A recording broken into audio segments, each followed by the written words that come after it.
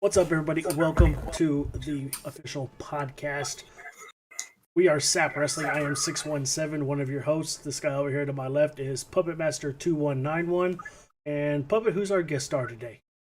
This is going to be a close personal friend of mine. He goes by Irish. Irish or Irish Cream? It's Irish. Oh, wait. What's going on, Irish? How long have you been watching wrestling? Let's see. About early 90s, on and off here and there. You got in right before the Attitude Era and right during. Yeah, I want to say he came in during Attitude started around 96 or so, so yeah. He got in right around the Hulk Hogan era. Yeah, he came in at the end of the Hogan era. Early 90s. Before Hogan flipped his shit and went to WCW. Alright, tonight we are live on Twitch and we're also on YouTube. Why? Who the hell knows? Because we like to keep things complicated. Tonight we're going over War Games from NXT Takeover last night from the CWC. You know, it's a pretty good show. I really enjoyed it. Really enjoyed everything that they did. I enjoyed the makeup of it. The two rings take me back WCW days. Yes. Kind of like to see something like that with WWE. You know, or at least a knockoff in AEW.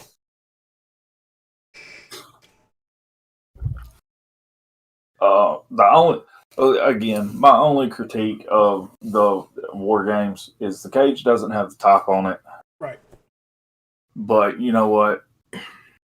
With them not having the top on it, and with the stars that have the competitors that have been in the War Games matches since they reinvented it or brought it back.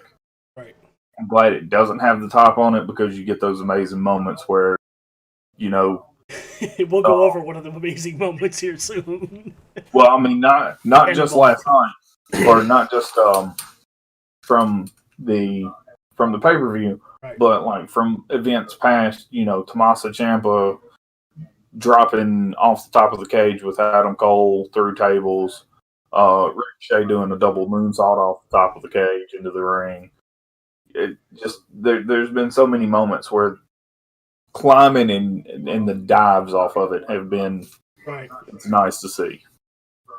Shirai with a cannonball from the top. Shit. Oh my god. All right, let's get into our first match for last night. The Women's War Games match. Consisting of Team LeRae versus Team Blackheart. Yes. Team LeRae was Storm, Kai, Gonzalez, and LeRae. I forgot their first names. I just put. Tony Storm, Candice LeRae, Dakota Kai, and Raquel Gonzalez. Team Blackheart was Ember Moon, Rhea Ripley, Shotzi Shirai, and Blackheart. No. Shotzi Blackheart. Shotzi Blackheart, and who was and then Shirai? Io Shirai. Okay. Shows how much I watch NXT. Man. Yeah. Well, I'm telling you right now, NXT, out of the three brands, NXT is the best brand. Yeah. The storyline is a hell of a lot better than it is. Like WWE only has like two storylines that have me hooked. That's it. Everything else is just trash. Like Bray Wyatt, the Firefly Funhouse, and then Roman Reigns and that heel turn bloodline. That's it. Other than that, I could care less. I don't give a damn about the Hurt Business. No. I've never been a fan of Bobby Lashley. I've never really been a fan of MVP. I don't really give a damn about any of them. I don't care what they got. And if you're trying to sell me on the Hurt Business by putting them up against guys like Sami Zayn and people that are like 10 times smaller than Bobby Lashley, you're not winning. You're not winning anything. Okay, so I do like the Hurt Business concept. I'd like to see something. I'd like to see a competitive group. And sad to say, honestly, I think the best group to put up against them is the group in NXT. Yeah. And I think those I think if you had Undisputed Era go up against the guys in the Hurt Business, they would put on a show because, well, I'll bring out why when we get to that match tonight on why I think that group of four guys can have a match with anyone on any of the three rosters or anyone in professional wrestling right now. All right, so we start this match off. I do not remember who the first two women were in the ring. First two was Ember Moon and Dakota Kai. Yeah. All right, so Puppet, why don't you give the breakdown of how this match starts out? Okay, so before we even get into that, for anyone who isn't familiar with War Games, it is an entirely different kind of setup for a wrestling event. First of all, you have two wrestling rings, side by side. Boom. The rings are enclosed by one singular cage. There's two teams, of course, 4 members per team. One member from each team starts the match. There's what is called the War Games advantage. And that determines which team will have a 2-on-1, 3-on-2, or 2-on-1, 3-on-2, and then 4-on-3 for the match officially starts, because the match doesn't start until all 8 members are in the ring and the cage is closed. So the first two start out, there's a 5-minute period. Once that 5-minute ends, the team with the advantage, one member from that team then enters the match. Then there's a 2-minute period there on out where another member alternates from each team coming in. You had Ember Moon and Dakota Kai starting the match. In all honesty, I think that was probably the best to start this match. Just for the simple fact that you had Ember Moon, who just recently returned back to NXT from being out for almost a year from having the rotator cuff injury. And you had Dakota Kai, who is also rather recently returning from a real bad knee injury. By technicalities, this is Dakota Kai's second War Games, but it's actually her first one competing in the cage. She was actually on Candice's team last year for War Games, which that team was Candice LeRae, Rhea Ripley, Dakota Kai, and Tegan Knox. When Dakota Kai went to go enter, that is when they had Dakota Kai do the heel turn and she attacked Tegan Knox, which then technically put Candice LeRae's team 2-on-4, and it was Candice LeRae and Rhea Ripley against Team Baszler. Up, Arctic. In last that War Games match, Rhea Ripley was she stole the show. But to start this match, you had Ember Moon and Dakota Kai well matched. Their two styles mesh really well together. Right. Ember is very technically sound. Dakota Kai is also very technically sound, but they're both really good with their feet as far as kicks. They can lay their shots in. There's a really good back and forth amongst, Kai and Ember Moon going back and forth. They actually end up utilizing both rings. There wasn't a real, this person has the advantage, this person has the advantage, until towards the end of that 5-minute period. Dakota Kai started getting the upper hand on the Ember. The 5-minute period ended, and then Shotzi's team won the ladder match to get the advantage, so they were going to have the 2-on-1 kind of throughout the match, or they were going to have the advantage going through the match until the match started. And 5-minute period elapses. The next member to enter the match was Shotzi, which is very rare. Generally, your team captains are the last ones to enter the match. And that's going all the way back to the first War Games. But in this instance, Shotzi comes out, and before she enters the cage, we start seeing the ever so fun utilization of what are we finding under the ring this time. Shotzi just grabs a crowbar and a toolbox and throws it into the ring, and in she goes. The toolbox, man. The toolbox. Wasn't there a pay-per-view? What was it? We did one of them. There was a match where you were like, when is this toolbox going to come into play? But it never did. It was a WWE pay-per-view. What one was it? Hell in a Cell. Yeah. That's right. Because Orton went down underneath the ring. Yeah. And there was a toolbox, but it never got brought into play. Hell in a Cell, and I think it was during the Reigns Uso match. It was either the Reigns Uso match or it was the McIntyre Orton match. I think it was the McIntyre Orton. Yeah. Because Reigns and Uso, it was during both of them because they both went to the same side. Yeah. Because you notice, both times, both of the guys, when they got stuff from underneath the ring, they all went to that one side. They didn't go all the way around the ring. But this time, thankfully, the toolbox got used, and it was great. It was hilarious. Right. I'm not going to lie. I popped when she threw the entire toolbox in the ring, and I'm like, yes, it's going to get used this time. So Shotzi enters the match. So when you have the advantage, there's 2 benefits and 1 takeaway.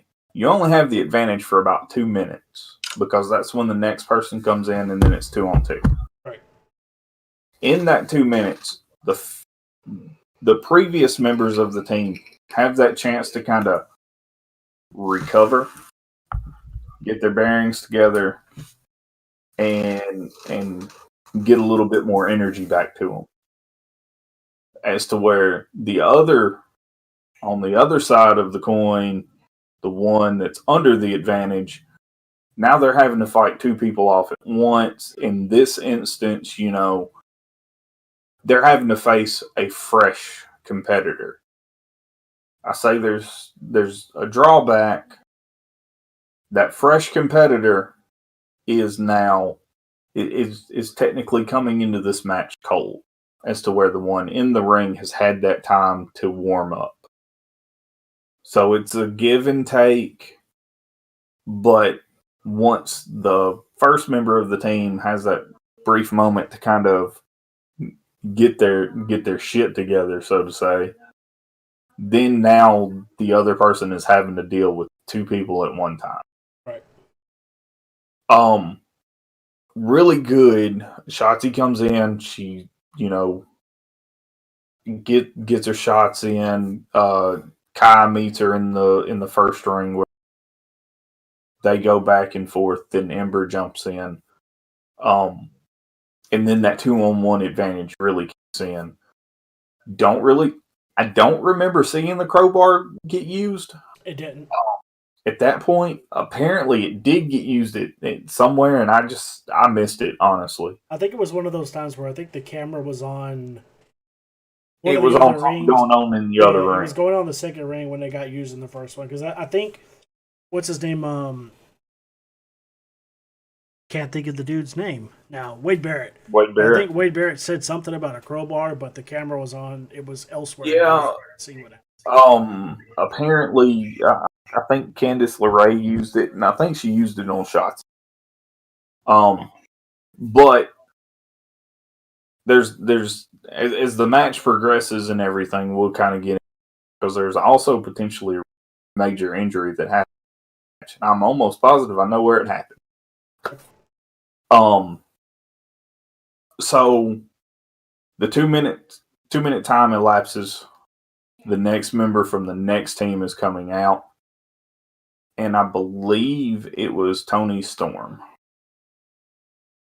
Am I right there? Yeah, I think it was. No. It was Gonzalez. Gonzalez came out. Yeah, because that's right. They sent their powerhouse out because after that, the next one was the next one was Ripley, and it was power Ripley. for power. Right. So Gonzalez comes out, and I don't think Gonzalez put anything in the ring. No, she just got in the ring. Yeah, she came in, and again, powerhouse. She came in, laying in shots, clotheslines, just showcasing power. Kind of brings the match back to an even keel. 2 pair off this ring, 2 pair off that ring. There's moments of double teams. 2 minutes, 2-minute period elapses. In comes Rhea. In comes Ripley.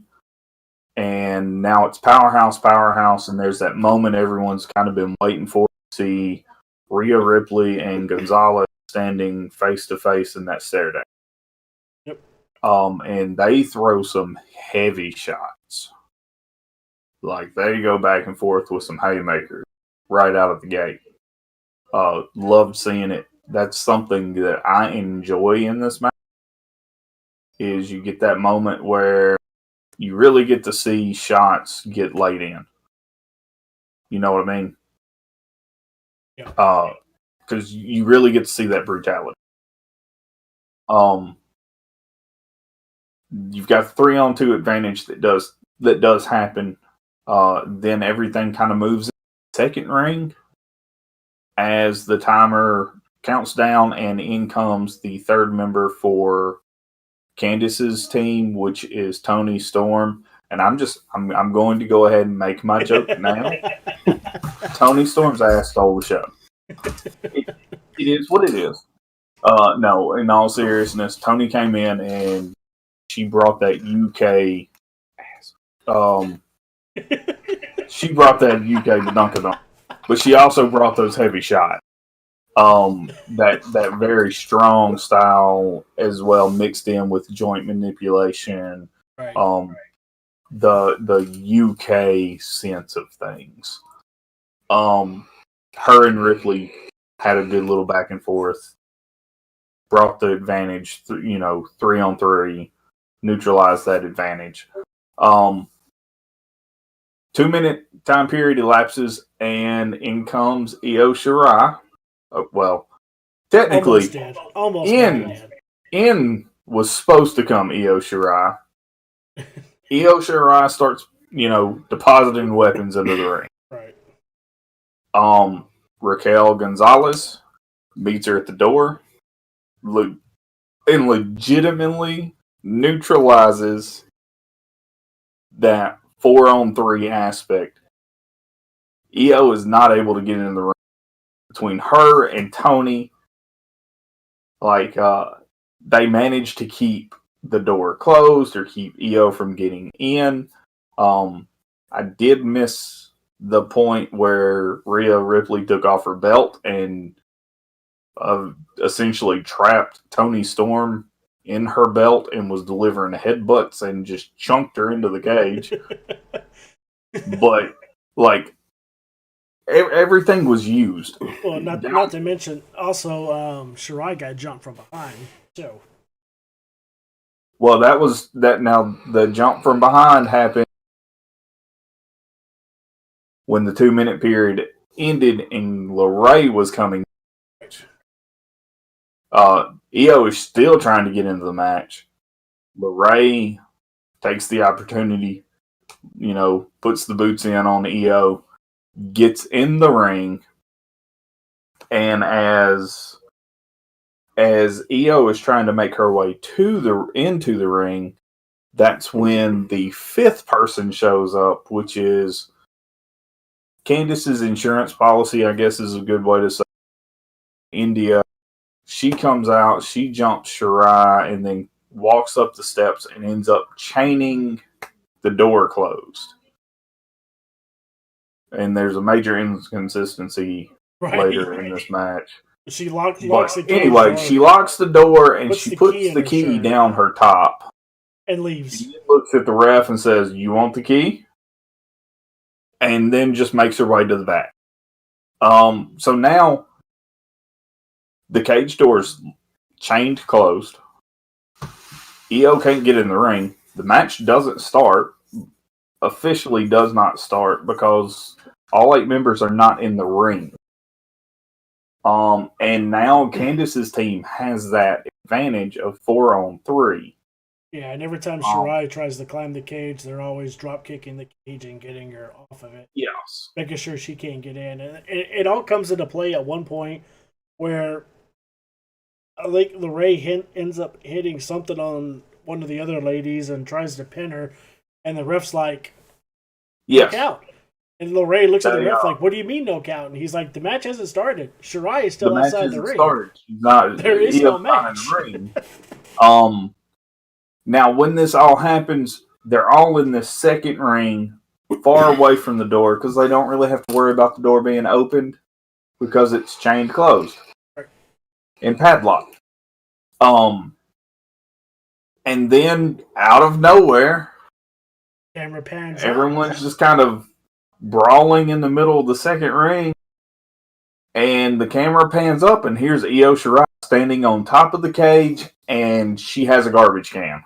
But let's add to the fact that she's not just standing on the support ring, the truss that's up there. She's standing on a platform that they have up there for them. Yeah. So she's on the platform. The trash can around the handle has the rope where she could hook it over her arm and climb up the cage. Right. And the next thing you know, when I first see it, I'm sitting here thinking she's going to throw the trash can at him. Well, she threw it at him. Common sense. I've got the weapon. I'm going to throw it at the group. She threw it at him, just not the way that we expected. She did throw it at him, but you just see Io get this grin, and she takes the garbage can and puts it over her. So now she is inside the garbage can, standing on top of the cage with a group, with the 7 other females in the match standing in the center of the ring, all staring at her, and she just jumps. Lord. That right there was an accident waiting to happen, because all it took was her to lose her balance with that trash can on and fall backwards, and yes, it was not the smartest of spots. One of the best, but not the smartest. Very entertaining, very funny. Also, I'm fairly certain there will be memes and gifs that probably will start surfacing. But into 2020, like, yeah. When I think the thing that got me or made me laugh the most was she dives into the group into a crossbody. The bottom of the trash can, or in this case, technically the top of the trash can, because it's the part that's over her head, ends up cracking Candice LeRae right in the top of the head. She hits the body. Because the 7 girls have to catch her to make sure she doesn't get, seriously hurt. Right. And Candice eats this trash can right in the face. The trash can actually also comes back in to play. It wasn't too terribly long after. I want to say about 5 to 10 minutes after that happened. Now the match officially begins. The bell rings. All 8 competitors, all 8 females are in the ring. Back and forth. There's a ladder that Io Shirai put in the ring. There's chairs that were introduced in the ring. The toolbox finally gets opened, and there's like a mini sledgehammer in there, which was hilarious. I was wondering what we're talking about on the stream right. How did you end up putting it up there? Shirai up on top, getting ready to jump with that damn trash can. And everybody else is looking up like, what? Yeah, there we go. Bam! Just let's put myself in the garbage can. Right. What were you thinking? You know what? I'm going to give it credit. I'm going to give it kudos. That is the most inventive way I've seen anyone enter it. Right. Talk about self-sacrifice. Holy shit. So there's a lot of back and forth. There's a lot of weapons involved in this match, which I made the statement. Everything that you could think to be used is used except for there's no tables in this ring, which then made me worry about the second War Games match for the night. If the girls are going all out this early, what are they going to do for the main event, the men's War Games match? Which, I even voiced that to you when we were watching it. Because that means they're going to have to go above and beyond what these women did. Right. And it's either going to work out really well, it's not going to hold up against this one. Right. And that trash can did come into play because at one point it got put on top of somebody else. And then it got put over the top of EO again. And then they proceeded to beat the ever-loving hell out of it. And then they tried to... I think Lorraine was trying to go for a pinfall on it, but, she couldn't get the trash can off her because it was too bent up. It was Kai. Dakota Kai puts the trash can back over Shirai and then delivers the double stomp off the top rope, which I will say that was the best double stomp I'd seen with someone in a trash can and no one getting hurt. Right. Dakota Kai landed exactly the way she needed. The only problem was she kind of landed with a little bit more force. Right. And almost trapped Io Shirai completely in the garbage can. Because it literally crumbled and pretty much pinned her in that garbage can. And she had to fight to get the garbage can off of her to make the pinfall. Right. And you could also see Shirai also helping to try and get out of the trash can. It's only a matter of time before claustrophobia sets in when you realize, oh shit, I'm stuck in a trash can.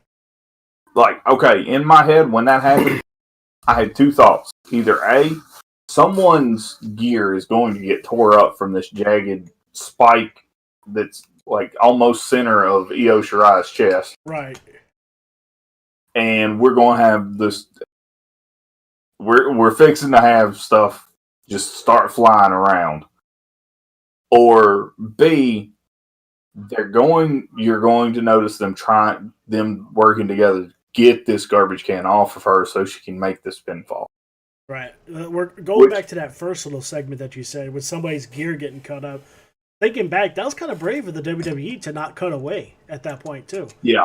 Because you got, one of your female superstars is that's in kind this of what I was trash can thinking was going to happen with the sharp edge. Usually at that point when there's a possibility of a wardrobe malfunction, they cut the camera away. But this one, they stayed zoomed in tight, and I'm like, I'm sitting here thinking now, I was like, that was almost a costly mistake on Triple H's part.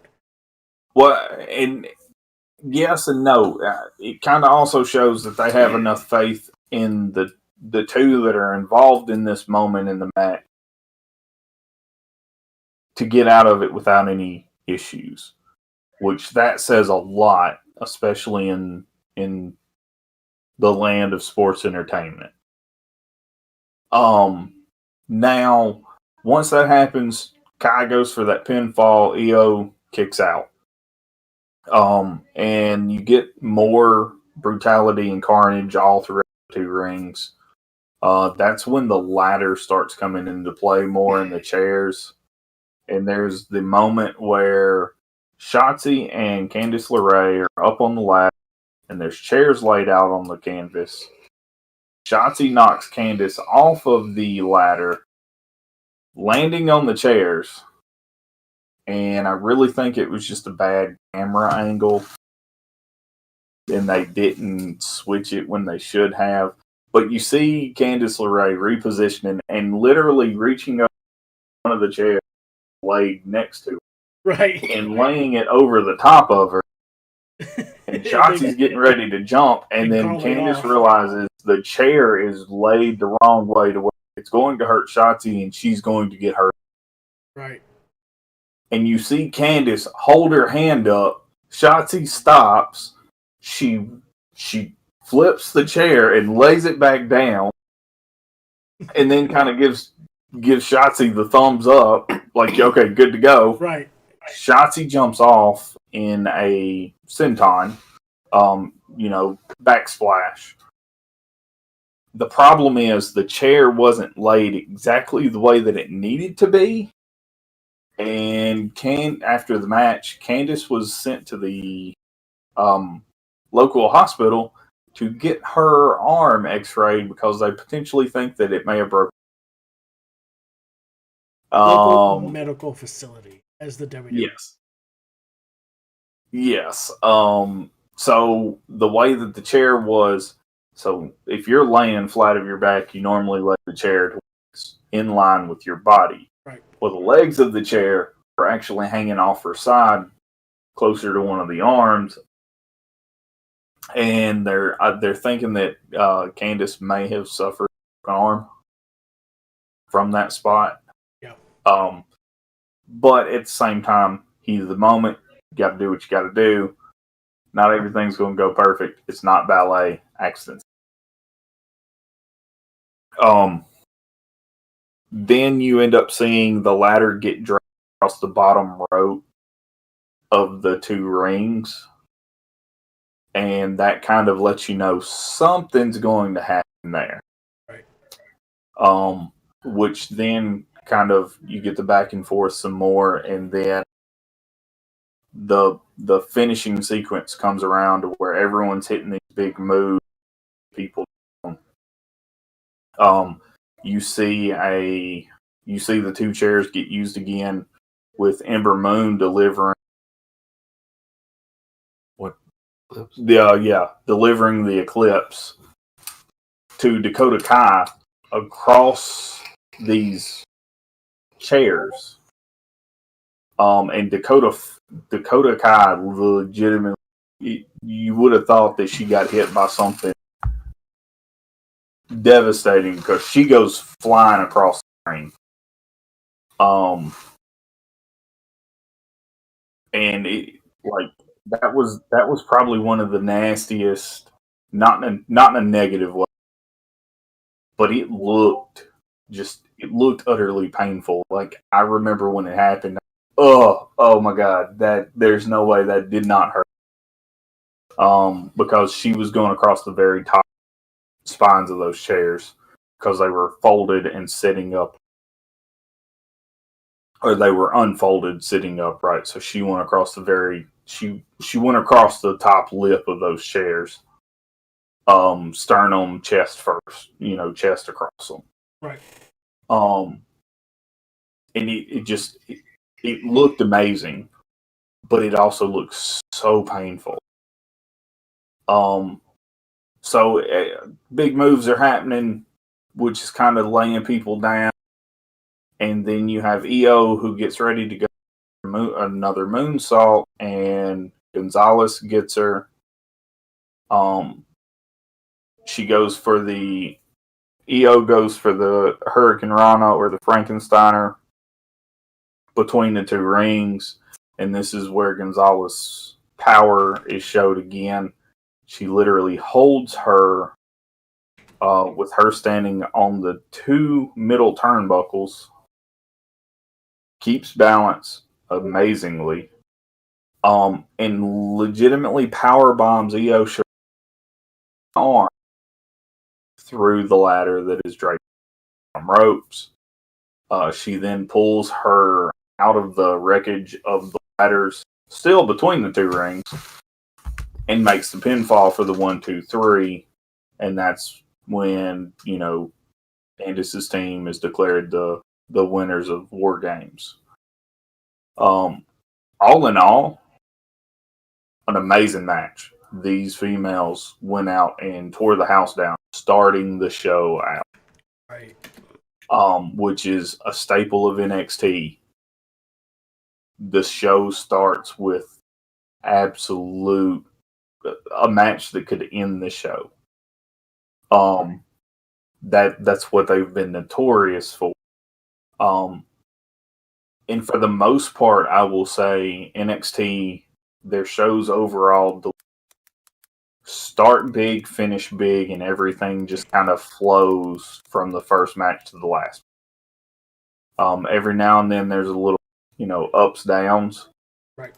But for the most part, whatever the tone is set in the first match, it just carries through. Which is not something I can say for the main roster pay-per-views. I rated this one a 10 of 10, and it's very, very rare to see a match in the main roster start out as a 10. Yeah.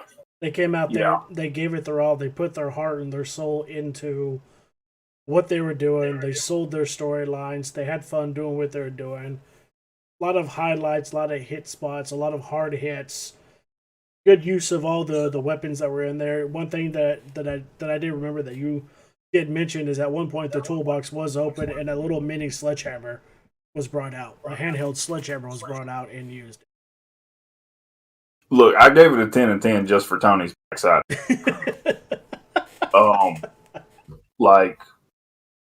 There was a very nice showcase of Tony's backside throughout that match, and it was.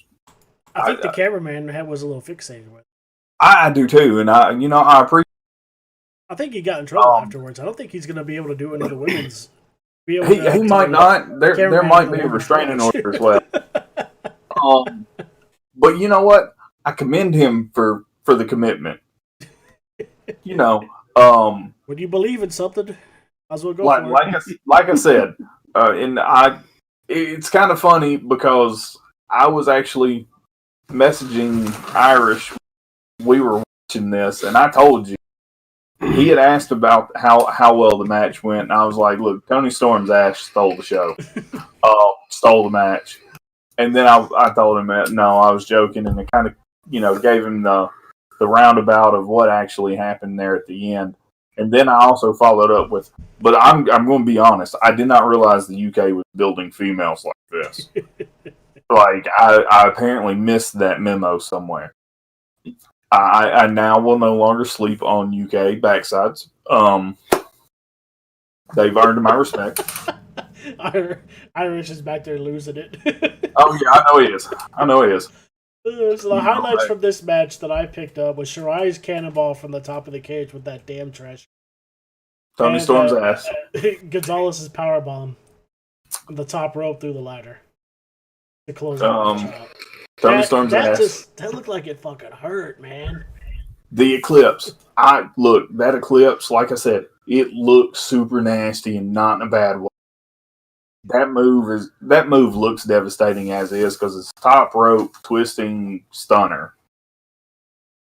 and to deliver it across the two chairs standing looked phenomenal.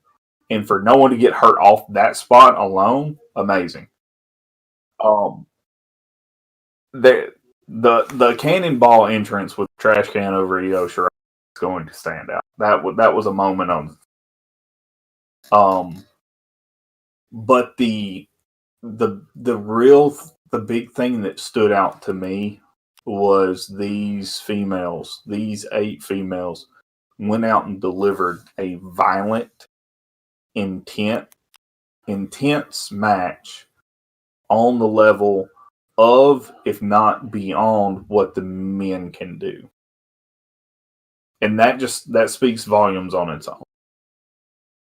And it goes to show still the females in this business can do and hang just as well as the men. Right. Especially nowadays. It looks great. Yeah, they're no longer your little divas or anything. Yeah, they're not divas. We're not getting bra and panties, but we are getting nice shots of butts. Yeah, it's crazy how that happens, I found something to help you sleep. Now, technically, I'm not the only one for an individual, but in this match, but I will not reveal Iris's enjoyment of Rhea Ripley's side. I sent you something to help you. Sent you something on Discord to help you. Oh yeah. No. I'll look at that afterwards. No, go ahead. Take a look at it. No, we're good. I'll look at that afterwards. We're moving on to match 2. So you got a couple. Yeah, seconds. match 2 Take a is look at it. okay. Match 2 features one of my favorite superstars. Tommaso Ciampa versus yeah. Timothy Thatcher. Puppet here, little no fact. Puppet is a hardcore Timothy Thatcher. That is a flat ass lie. He's got posters all over his other room. You know, the room he's in right now is his roommate's room. He doesn't want to show off his Timothy Thatcher fandom that he has. Yeah, I don't fan need fiction, erotic fiction with Timothy Thatcher. Thatch can shrine that I've got.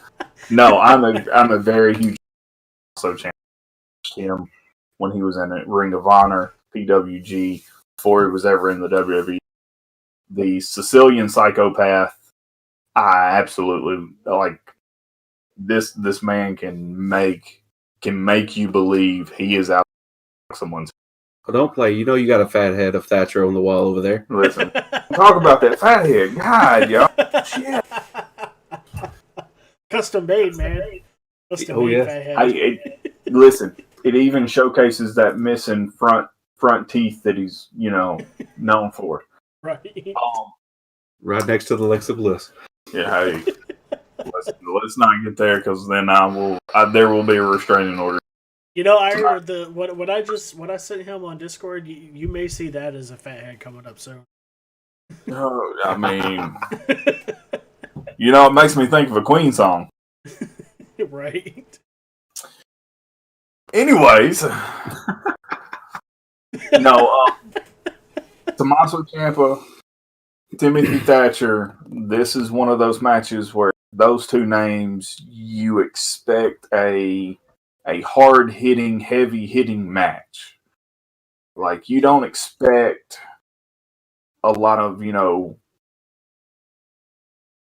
fluff. You expect knees, kicks, elbows, you chokes. Expect a hard-hitting match. Yeah, you expect, like, in-your-face intensity. That's what you got. And I will honestly say neither one of these two men did not deliver that. They were, from the time the bell rang to start the match to the time that it finished. I will kind of let you cover this match since I covered most of the females' war games. Oh shit! Yeah, your turn.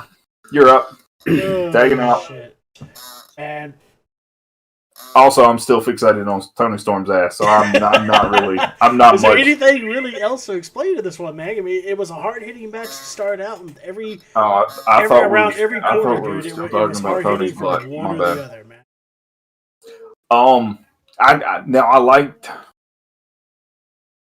I liked the knee that ended up busting the cauliflower. Oh God. That shit wasn't supposed to happen, but Oh yeah. Ciampa came in and went for that damn running knee on Thatcher. I don't think Thatcher was expecting it, or he wasn't like fully there because he didn't do what he was supposed to do to block it, and that knee went straight into his ear. And then a couple, maybe 10, 15 seconds later, you look over and his left side of his head is just covered in blood. And everything. Oh. And the funny part's when Ciampa just looks down and sees it, then he looks up at the camera and smiles and just starts punching that ear. Now he it's funny because he starts punching and kicking at the ear every chance he gets. Just to make sure. Let's not forget there was a match within a match here. Because we also had the match had the ref having a match trying to get the gloves on. You're the one forgot about that.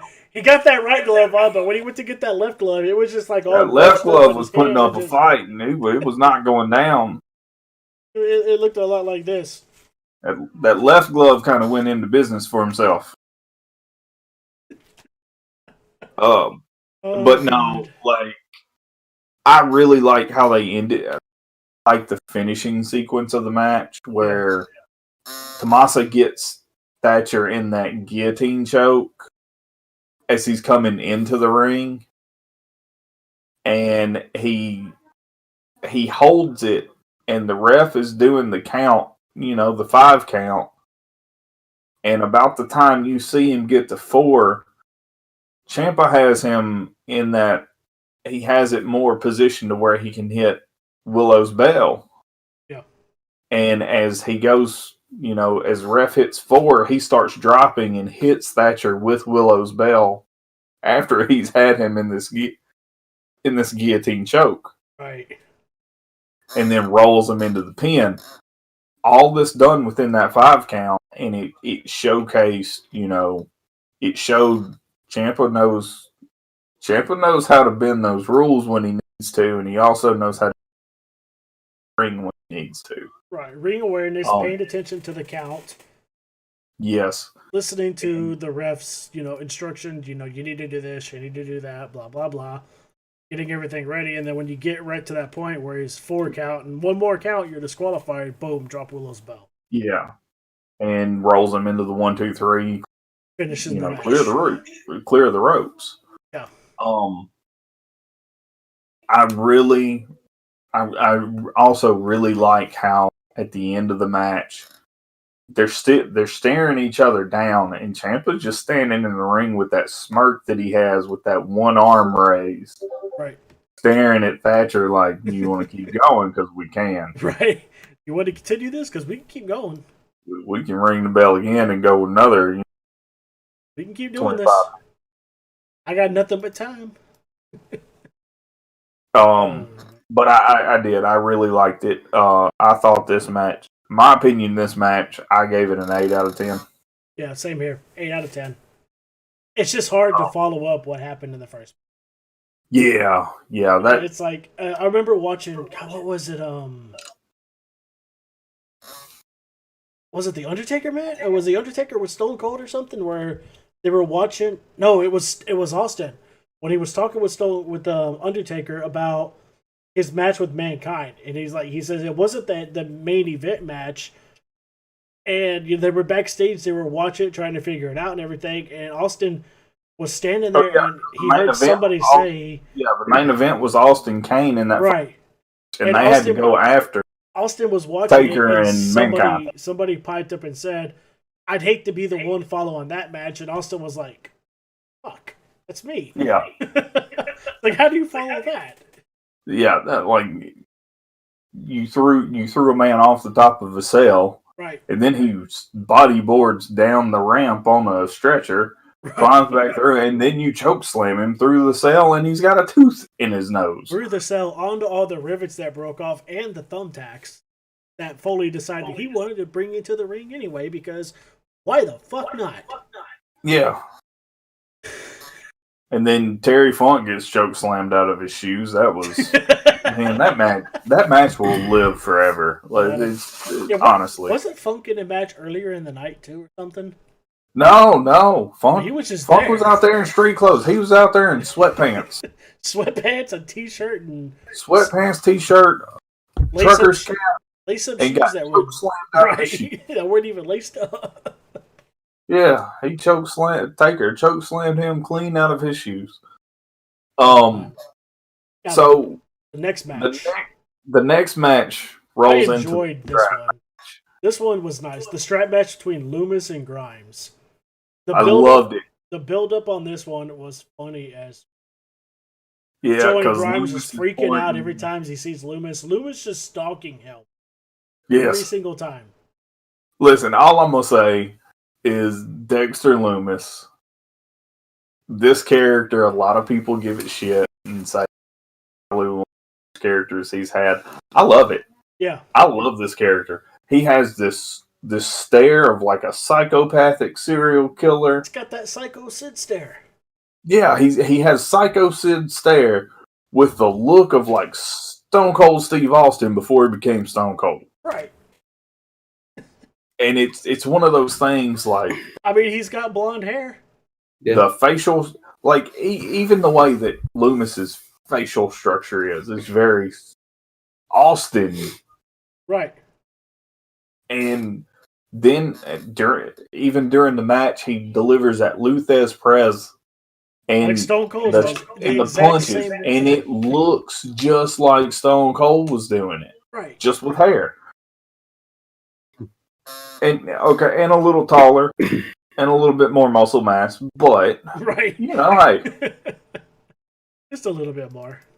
So I love how this was. I'm pretty sure this was the end for the rivalry because they also had the match at House with the zombies, which was hilarious. Yeah. First time I've ever seen a wrestling match that had zombies in it. But no, like the strap. This event, this War Games, was a very violent. The matches were violent. The strap match. Let's face it. You hear someone's going to have a strap match. Someone's going to get some lashes. There's going to be some welts. Someone's going to get popped. The funniest part is Loomis comes out and he's in the ring first. Yeah. And then Grimes comes out with his own damn strap already attached to his hand and looped around his neck. He comes out, gets in the ring and everything, and the ref comes over and is like, "What are you doing?" And he's like, "I got the strap." And the ref's holding a bag. He's like, "No, the strap is right here." He's like, "No, we got this strap." And the ref looks at that, and he looks at Grimes, he looks at Loomis. He's like, "Are you okay with this?" And Loomis kind of looks at him, and as he takes his eyes off of Grimes, Grimes attacks straight up, just drops a kick straight to the midsection. Okay. So here's my thing. The way that Grimes looks at the ref and goes, "Look, my strap or no match." Right. It's like a kid throwing a fit, and it was hilarious. Throwing a temper tantrum. It's my ball. I'm going home. Yeah, we're either using my ball or we're not playing at all. Right. And but yeah, it was those small details telling this story. Continuing the story that I loved. This was not just a physical match. This match was completing the story. Yeah, it was physical. It was psychological.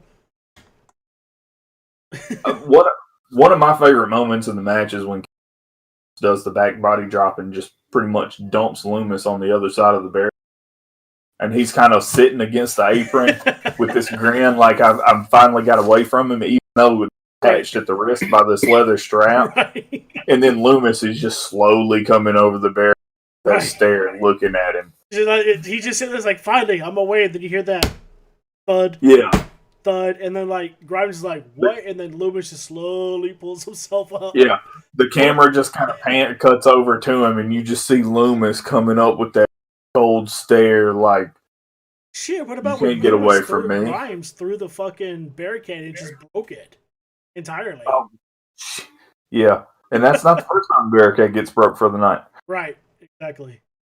R.I.P. Leon Ruff. The best part about that was the person in the back. Next. Don't worry, guys. So the total of 3 barricades get broke for the night. So the first one was with when Loomis threw Grimes through one and busted one.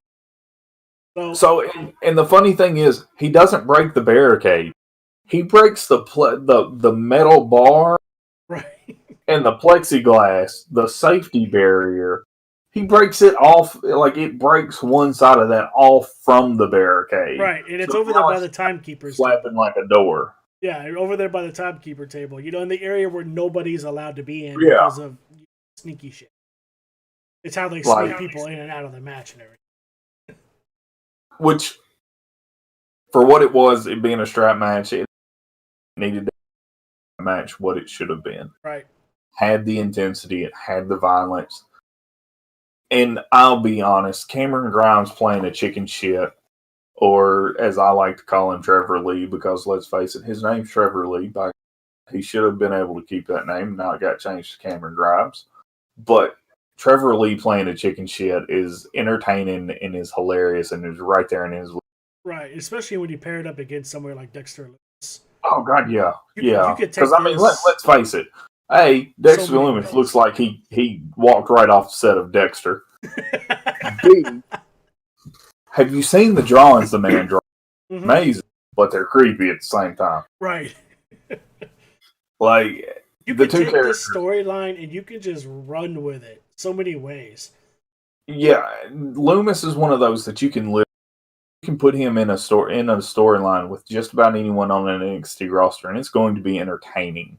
You could almost like it almost reminds me of the whole like Stone Cold Brian Pillman when Stone Cold was stalking Pillman at his house type situations. Like you could have Grimes like chilling at home with his family or whatever he's got at home and whatnot, and then the camera just kind of cuts over. Pillman's got a gun. You sit there, Grimes just sit there, and all of a sudden you just see this, like what's up on stream chat, just staring outside the window, looking in. But no, I mean, just like I so said, many ways with it. Loomis, you can literally build a story, and Right. the storyline is going to be almost similar, no matter who he's in the storyline with. But it's going to be entertaining, Right? no matter how many times you see it, because it's going to be.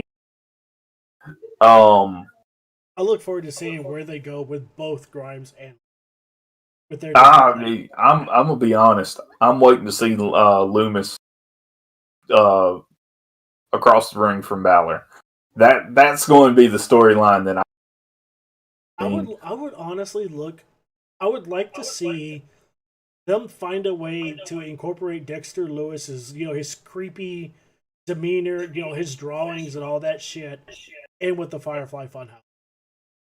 I see. I do and I don't.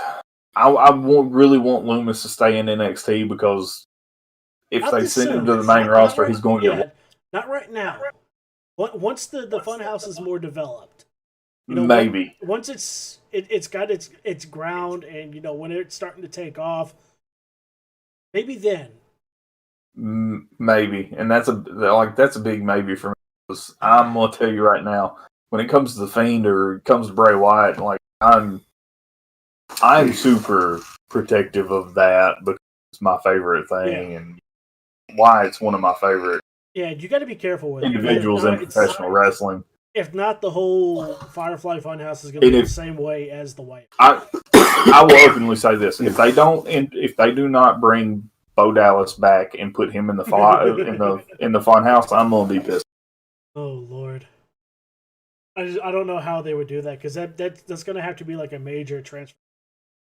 I think it will be. Leave to whatever the hell he. Bo, I'm gonna kill you. But I mean, I genuinely want to see side by side. Yeah. Call it the modern day Brothers of Destruction. Fuck it. Neither one of them are wrestling. We gotta have someone. This match ends with Loomis forcing Grimes to tap out into submission. Oh, can we talk about him tying him up?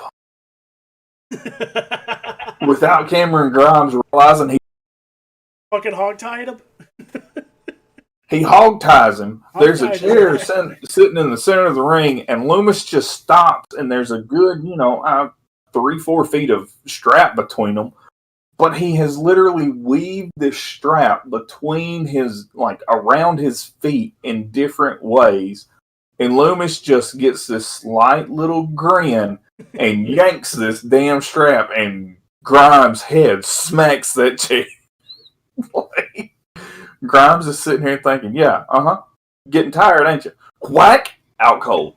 You're out. Grimes, you just ate a chair. When he comes to, he's just fucking hog-tied. Yeah.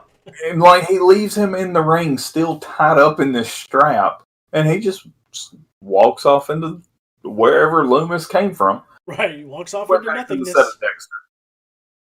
He's gonna go film another episode. Yeah, it was. I loved that ending because it was different. Right.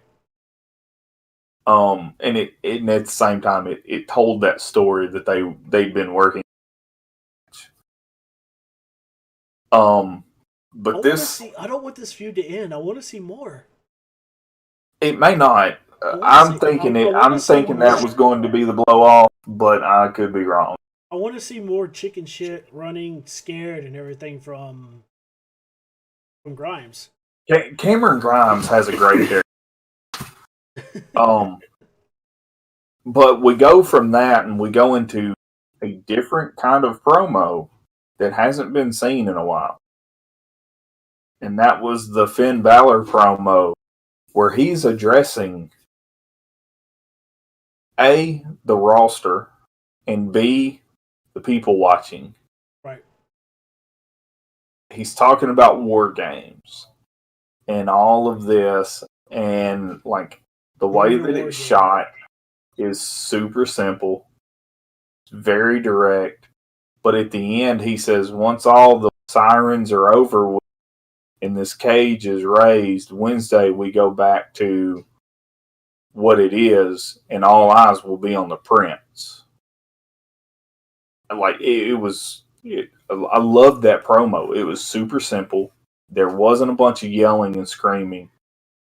It was very Jake the Snake mentality style promo. Loved it. And it I'll be honest, I love this character with Finn Balor. And he runs NXT. He's earned it. He is one of the best that there is, and that's saying something. Mr. Juicy, thanks for the lurk. I tell you right now, Irish here can probably read you a Bible from the Book of Valor. Who knows, Mister? Yeah, I like how he stepped back down from the main roster back into NXT. To develop he's developing his character better. He's developing everything he has. Plus, he's also passing on the knowledge that he has to the up and coming stars. Because Balor's what, almost in his 40s? No, actually, he's in his early 30s. Oh yeah, I mean, if you look at any standards or whatnot, most of the time your professional athletes, they're retired from main TV when they push mid to late 30s. So here's what I really like about it. I can't 39. See. 39? Yeah. Okay. That's what I thought. He was pushing 40. Yeah. So okay, here's what he made the move to NXT.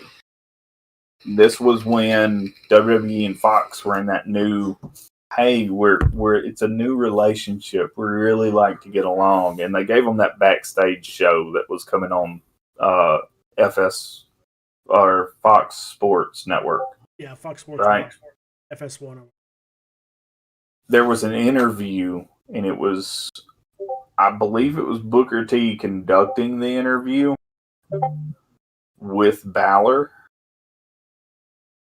And he said, I made the choice to go back to NXT because rather than being in Hollywood lost in all the lights, why be there when I can shine on Broadway, which means more? And it was just that simple comparison of the two rosters. Yeah. And he's 100% right. Why be another little light on the main roster because they really don't know what to do with you when you can be the shining star in this Broadway production? Why be mid-card when you can... The card. Why be lower the card? Exactly. Smart move on his part. Oh, yeah. Very smart move. And I think it was the right move. And it was amazing. Like, NXT is Balor. Balor is NXT. Right. And the funny thing is, he doesn't have to stay in NXT. He can go and wrestle on the main roster any once. Correct.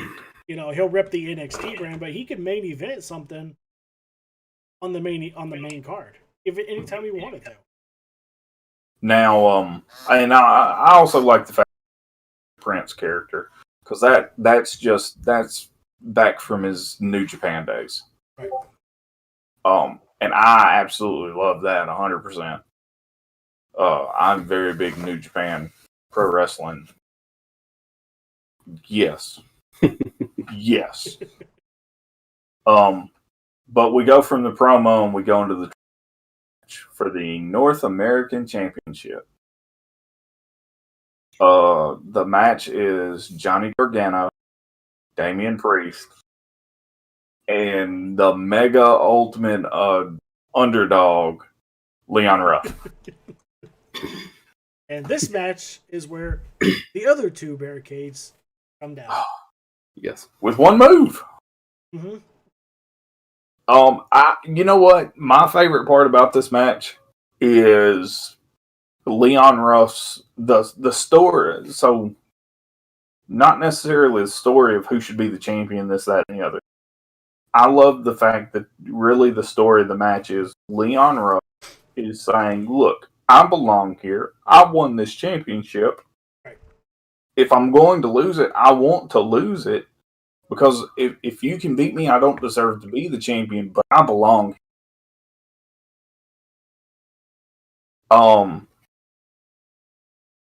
I love the back and forth with Priest and Ruff.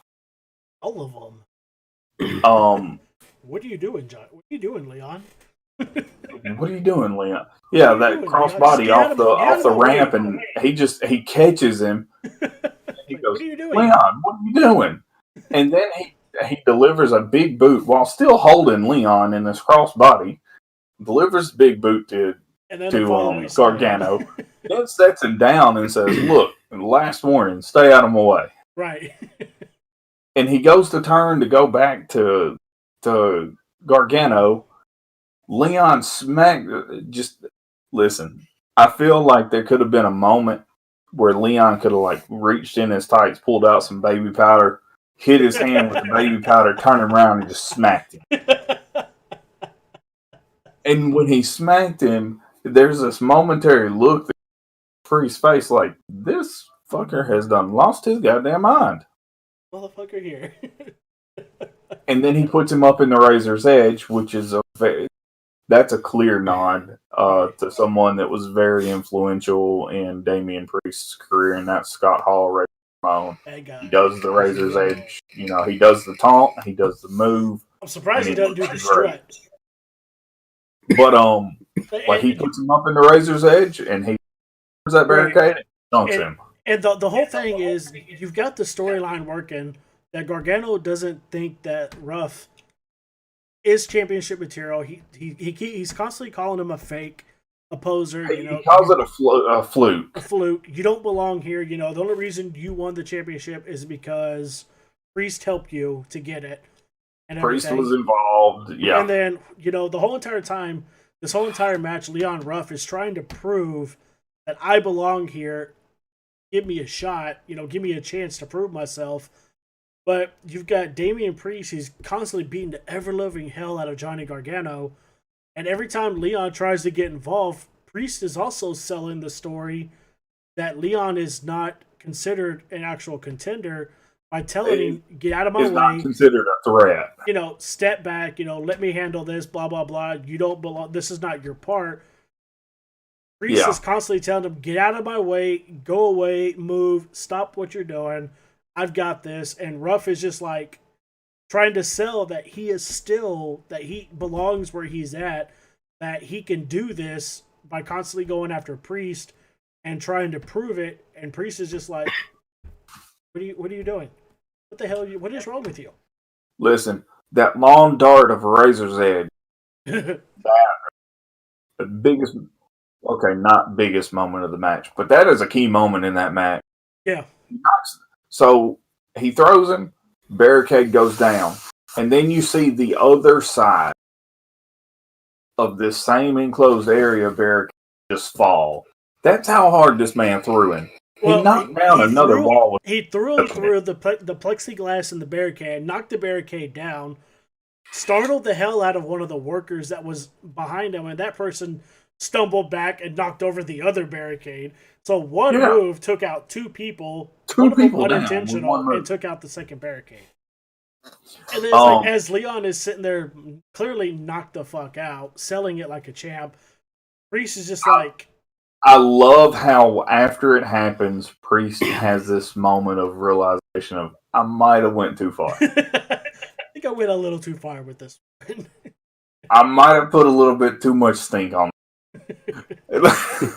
And like, he stands there and you just hear him go, Leon, I'm sorry. Like, and then grabs Gargano and throws him back.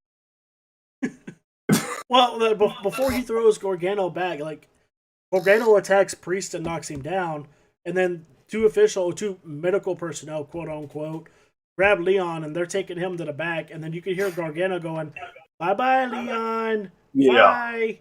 I told you. You're fake." And then they end up taking the match back into the ring. So then you go from a triple threat to a one-on-one match for the title. Sorry, for the championship between Priest and Gargano. It was for the belt.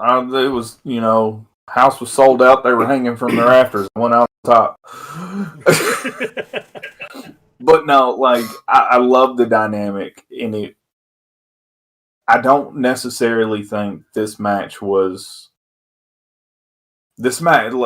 honestly, in my opinion, this match, yes, it was a title match, but it really was not about the title. And I'm not going to say I love that kind of match, because if you've got a title match, the focus should be the title. Right. But the focus of this match was showing everyone this man is here because he deserves it. Right. And they told that story very well, because it's a triple threat. Priest puts a little too much stank on that razor's edge. They wheel him out looking. And then Gargano and Priest have their moment where they are getting their shots in, they're getting their stuff in, and things break down. Gargano's on the ramp outside the ring, and out of nowhere, here comes Leon. Right. Just 90 miles to nothing. Jumps on Gargano, true off of McFoley Gargano's neck, and takes Priest down. And he holds his own. Yes, the pinfall occurs on Leon. But the match itself, the story of the match was this underdog, there's something special about him. And I honestly, I thought it was a very good story, and this is probably one of the very few times where I say the title was more of a prop than the key of the match. Yeah. And I liked it. Do I want to see it all the time? No, because I think that North America deserves to be the spotlight, just like the NXT championship does. Now let's talk a minute about the ref. Man, that ref, they need a new ref. Let's talk about a couple of them slow counts. No, it wasn't slow counts. It was okay. I watched it back. There was one instance where I think it was. Hold on. I watched it back. There's a look on this man's face when Leon goes to make those pinfalls, where it's almost like the ref forgot how to start a 3 count. He wasn't quite sure which number came first. No, it's like what got me was like Leon was making a count, and like it's not going to end just on the ref, because he goes 1, 2, and then just uber slow, and then 2 count. Well, no. So if you watch him back, he gets in position and he raises his hand back, and he has this dumbfounded look like, hold on, what comes first? And then he hits the man, and he goes 1. And I'm like, this man forgot. I was really expecting that first slap to be a color. That was the second one. That was the second fuck up that he did. The first one is one that I was talking about, where Gargano's outside the ring. Leon knocked out Priest. got on top to go for the cover. The ref dove down and slapped 1, 2, and then that third count was just really slow. He was just coming down like he was waiting and waiting and waiting and waiting and waiting and waiting. And you could clearly tell that he was expecting Gargano to have already been there. But something happened. Like Gargano was a little slow. You know what happened? Here's what happened. He was upset that Damian Priest laid against that barricade and ate all of his pocket. That's what happened. He was upset about that. Let's talk about that. Let's talk about that Reese's. Oh yeah, I forgot to tell you that. Let's talk about that Reese's outside the ring. All 3 men are outside the ring. There's back and forth. It's like a king size Reese's pack is laying right there against the barricade. Someone dropped it. And like it just so happens, all 3 men wipe out around this Reese's. Gargano and Leon end up back in the ring, and you just kind of see Priest laying up against the barricade where this Reese's pack would have been, and you never like more stuff happened where that Reese's pack should have been, and that Reese's pack was gone. I think he was just upset because the big Reese's packs, they come with just 3 cups. No, 4. They come with 4. They come with 4. I thought they came with 3. No. Yeah, the ref was mad because they ate all of them, but they didn't share. No, they ate all of them Reese's. Honestly, I think Damian Priest, because he took a little longer to get in the ring at that point. He I did. think he was munching down. Peanut butter got down on that Reese's. Like the highlight of this match was the Reese's on the outside of. Yeah. Like that was the best part of the match. Not best part of the match. The 3 men in the ring, giving it their heart and soul, trying to prove that they all belong and they all deserve the championship. The winner of this match was Priest found those Reese's and was like, you know what? I got a few. It's like you can honestly see like Gargano was probably like, "Hey man, you missed your spot." He's like, "Oh, I'm good. I'm good." I got 2 more cups. He messed up in a few months. You see a commercial for Reese's Cups, and it's got Damian Priest right there. Oh, I'd love it. I would love it. I don't always stop a match, but where there's Reese's involved, I'll take an extra 30. Well, I mean, you stop and think they've got the superstars doing the Snickers commercials. Right. My God, give them a Reese's commercial. Right. Lock that man in a Reese's commercial. Like I'm telling you, I'd love this commercial. Oh man. The shit you see watching pay-per-views. Stuff that's so intentional. And the question that was never answered is where the fuck did it come from? Oh, I don't know. I seriously think was one of the crew. Did it belong to one of the crew and they just happened to drop it when they were walking through and didn't realize it? It could have been in one of the Ghostface pockets. No, because it was there before Ghostface. Okay, well, it was there before Ghostface. Then it had to come from the ref. It was either the ref or it was the camera crew, or because where the Reese's is where the fans are. So unless somebody, probably what happens is somebody probably set the Reese's on that barricade where the plexiglass is, and then when there was a bump against the glass, shook it enough to where it could fall down. I mean, maybe they couldn't get it, or somebody just decided, hey, Priest, have a Reese's. Now listen. I'm a Reese's connoisseur. You cannot slide a Reese's by me without me seeing it. It's just a fact. I didn't even notice it until you said something. Is that a fucking Reese's? Yeah, I was like, 6.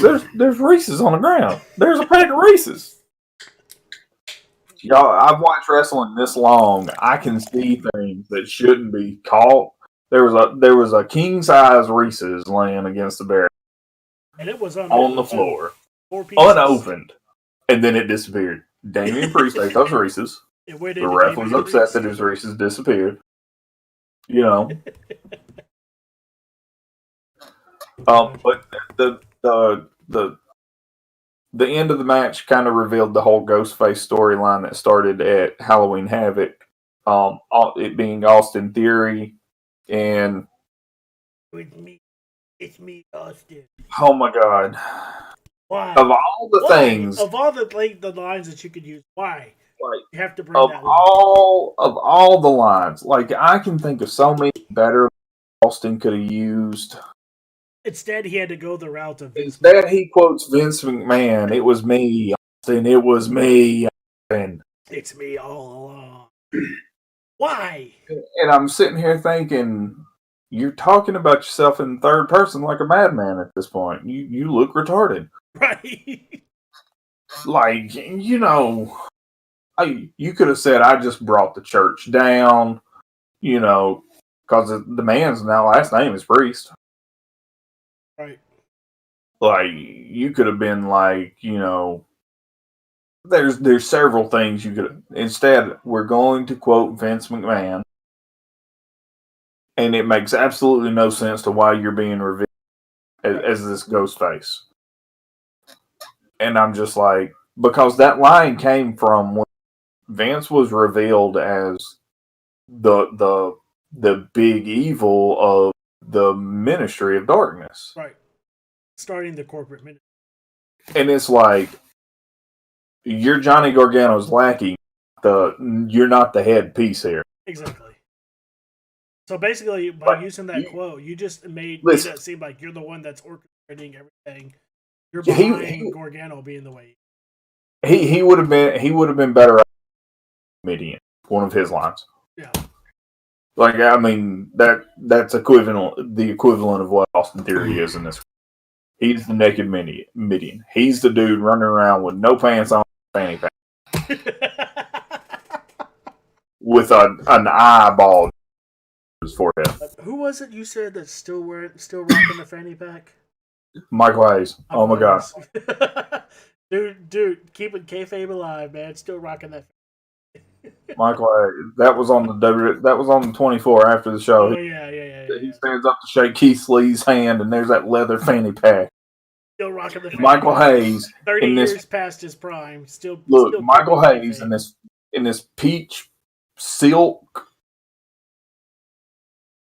80s pimp suit with a fanny pack. Tracksuit. God, come on. No. It was nice peach dress, church pants, and a nice peach silk shirt. Michael, are you a pimp? Or are you still one of the boys? I need you to make up your mind. Right. Kayfabe's dead, man. You can lose the fanny pack. Oh no, he comes from Bass Street, USA. Nobody uses the fanny pack. Man, still rocking that leather fanny pack. Still not as bad as every interview that I can think of for The Rock. They always pull up that old picture of him where he's rocking the fanny pack. that turtleneck, that nice gold chain, fanny pack. Y'all see, like, everybody, Soccer mom pants. Yeah. Dwayne Johnson actually got tired of everybody bringing that up, so he just reenacted it now. Like, he did a reenactment. That's the only reason I remember pants, it. The same black turtleneck, the chain, the fanny pack, and everything, the same pose and everything. From then to now. The soccer mom pants, whole 9 yards. But no, the Goodwill special. Austin Theory comes out. He cracks Priest in the back of the head. Gargano focuses on Leon. One last beat or one whatever. The springboard DDT. Yeah. Or slingshot DDT. 1, 2, 3. Gargano is now the only 3-time NXT North American champion.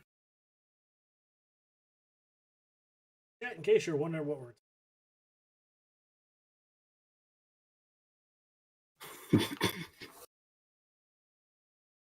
Rock then and Rock now. All I'm gonna say. He got tired. I'm waiting on it to load up on the screen. I'm sorry, guys. There's a delay. When it loads up, I will give my statement.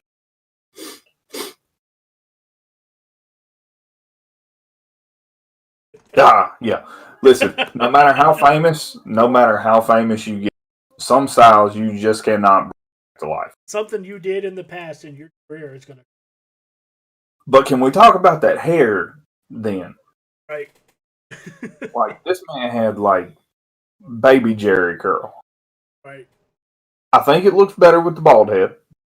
I think he could have pulled the look off had he had a bald head then. Right. And maybe, the traps, the looks like a mountain. Right. I don't really think anyone would have made fun. Well, you're looking at this picture. On the left, you've got Pebble. On the right, you've got Rock.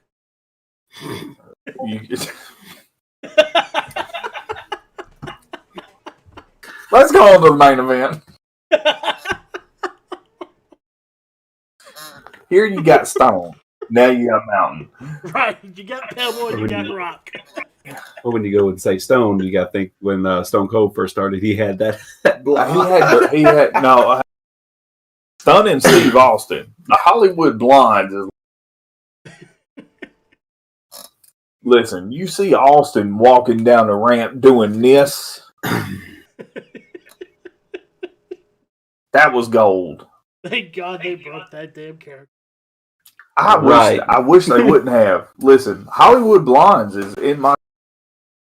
I'm just telling you right now. Brian Pillman and Stone Cold Steve Austin was one hell of a tag. Right? Yeah, they were. Could you imagine though, like the Attitude Era with stunning with fucking. No. Grow it out further, have like an 80s hair. Because listen, Attitude Era. That's when we saw Brian Pillman and ECW have a wrestling match with a big fake number 2 pencil. Can't be any worse than Ric Flair stripping down and elbow dropping his own jacket. I mean, here's the thing. Putting his own Flair pants can get away with that because there's stories of Flair walking through a hotel lobby with a balloon tied to his penis and only wearing socks. The funniest part was when he was going on his little cocaine-induced rant. Like, he had already taken all of his clothes off, so he's in the fucking ring in his boxers. He elbow drops his jacket, and then he fucking turns around and grabs the pants and puts his own pants leg in a figure 4. Yeah. What the fuck are you... Like, cocaine. Cocaine had to be involved. Look. Like, every Macho Man promo, cocaine was involved. Man. I still... One of these days I'm going to get an answer. Coffee. Tell you what, we need to go down to Florida, the 3 of us, okay? We'll go where Macho Man is buried at the cemetery at night, and we'll pull a seance. We'll summon his spirit in. Listen, and then we'll ask him. We want to know one question, Randy. We want to know where the fuck did you pull all them damn creamers out of? Listen, if you bring a spirit box, I will meet you there, and I will be like, Uncle Randy, I'm sorry to bother you and your. Can you give us a sight? But I've got a question I really need answered, and then I will leave you to rest in peace for all eternity. Where did all these coffee creams come from, man? I need to know this trick. Can you give us a sign that his music? Oh, shit, we're about to be body slammed. Either that or I get hit with coffee. Where all these screamers come from? He just appears and just starts throwing them at you. Yeah, like, Jesus Christ. So even in death, he's haunting me with these damn coffee creams. As I'm running away, I'll be like, the cream always rises to the top. I'll get your address one day, and I'll send you a box of cream. It's just for the. And if you do, like, get like a good flavor creamer. No hazelnut. I don't really like hazelnut. It's gonna say from Macho Man. Man. Ooh. I probably would never open it. Main event. We were somehow. The men's war game match. Team Undisputed Era versus Team Bitch Ass Motherfucking Mac. I get that right? That's his name. Macadick, whatever. Yeah. Bitch Ass McAfee. Oh man. I was a punter, and now I'm trying to be a wrestler. Right. I was a real athlete. No, you was a field goal kicker, bro. Right. You was a field goal kicker. Really, all you really did was go out there and kick a ball. You had less time on the field than the mascot, and that's hard to do. I don't even think you were that good of a kicker to begin with, so you really ain't got much of a leg to stand. You got a champion. You got a Super Bowl ring sitting on the bench. How'd you manage that? Come on. Anyways, that's a participation trophy there, bro. Yeah, that's what we call that in the South. That's bless your. That's a bless your heart moment. You were on the team. You participated. Here's your ring. He definitely had a bless your heart moment during the match, though. Well, we'll get to that one because I love that. Oh, that had to hurt. So Undisputed Era comes out, sporting new gear, new tights, new colors. Red and black now. The red and camo. Which, ironically, Undisputed Era came out red and camo. McAfee's team came out black and camo. The camo on both teams' tights was the same exact camo.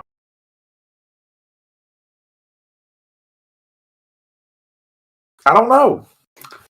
Buy in bulk. Listen. It's COVID season. You get it cheaper if you buy them in bulk. Buy one. No, listen. Buy 3 tights for the price of 2. Here's my thought process on this. It's COVID season. It's also getting around hunting season. Right. All the hunters went and got the different styles of camo, and this was all that the fabric company had left. So we just got to make it work. So the rejects, basically. But this goes back to what I was alluding to. These 4 guys in the Undisputed Era, you can put them in a match with anyone on any roster, and this match is going to be amazing. Because you have Adam Cole, Kyle O'Reilly, Bobby Fish, Roderick Strong. The 4 of them are phenomenal. They are in a match with Pete Dunne, who is amazing. Oney Lorcan, who is a hard hitter. Danny Burch, who is from the UK as well, throwing heavy hands. And someone who should have never stepped foot in a ring. Anyways. From here on out, he's known as Bitch Boy. Okay, look. I'm going to tell you right now. I'm going to shit. But, in all fairness, to be the stature that he is of a celebrity former NFL player, he can wrestle. He's better than some of them I've seen. Let's face it, we've seen Carl right. We've seen Jay Leno in a wrestling ring, or at least I have. Trump. He didn't really wrestle. He didn't, but it was still. Like, he's in the fucking Hall of Fame. Listen, we're not going to address that. I just opened the section, okay? Yeah, he did.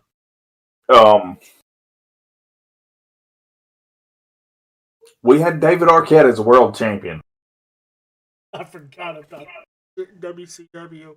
I'm just saying, it's in the history books as much as I don't want to there. Oh, what's that dude? Jon Stewart as well. Yeah. Was wrestling. He wasn't a champion. No, but he wrestled a couple. He was okay, look, I at least respect Jon Stewart because he hit in the nuts. Right. I mean, he threw a very good low blow. Didn't Shaq also? No. I thought Shaq did. No, it was shadowed that Shaq and Big Show were going to have a match. But if you start tuning into AEW, Shaq and Cody Rhodes is going to have something. Yep. Oh, Lord. But ICP. Let's not forget about them. They're a little stint in WWE and WCW. As well as their own fucking company. It's still going today. Yeah, one day we will have an episode on just for that. Just on ICP's stint in WWE, stint in WCW, and then yes. But like I was saying, these 4 guys, you can pair them. You can pair any of the 4 of them with anyone in a roster, and they are going to give you almost, if not a 5-star match. Kyle O'Reilly, Finn Balor. That was a 5-star match. Or a 10-star match. 10 out of 10, 5 stars. However you want to rate it. Right. Whatever your rating scale is. I mean, this was Kyle O'Reilly's first main event with Finn Balor for the title, and he went out there and held his own. And it looked good. It was a great match. Styles were perfect. Now we've got these 4 guys in a War Games with 3 and someone who feels like he is God's gift to a wrestling ring.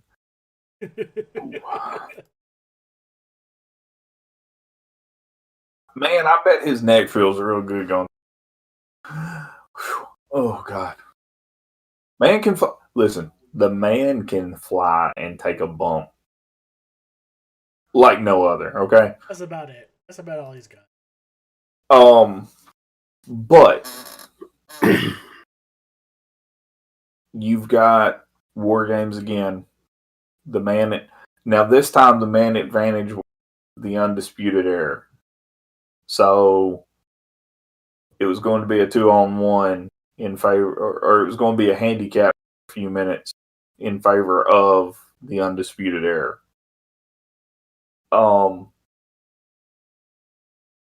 Which I enjoyed. It was very well done. And I think the 2 that started this match was the best 2 to pick to start this match. The match started with Kyle O'Reilly and Pete Dunne. As big of a fan of the Undisputed Era that I am, I'm also a very big fan of the Bruiserweight.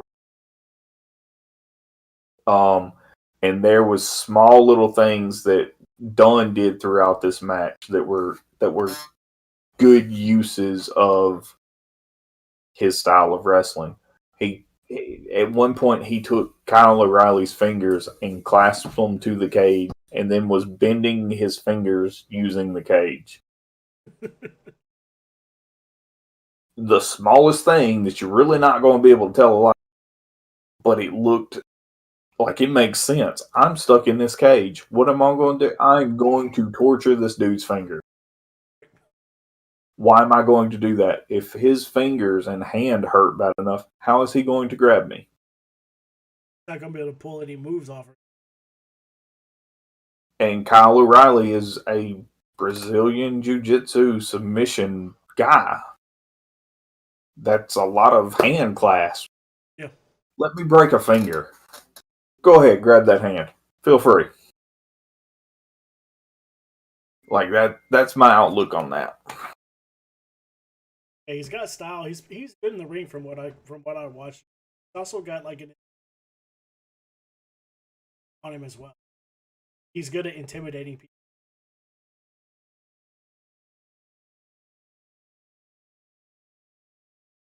Uh-oh.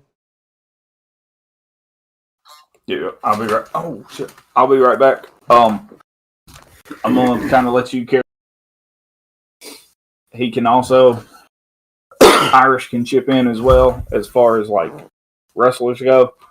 And all right, 5 minutes of insulting Pat McAfee. Yeah, he can definitely do that. I can definitely do that. I've already decided to make a meme for him anyway. Oh god, the match was good. I think the only highlight that McAfee had during this match was whenever he finally came out and he pulled out a table for each member of Undisputed. And that's it. That was his only highlight. He came out and he pulled 3 tables. I would say they all had the Undisputed Era's name on each and every one of them. And then he pulled a bunch of chairs out and just started throwing them in the ring. And then he pulled the final one out, which had Adam Cole on it, and slid it into the ring. I think that was pretty much it. Pat McAfee.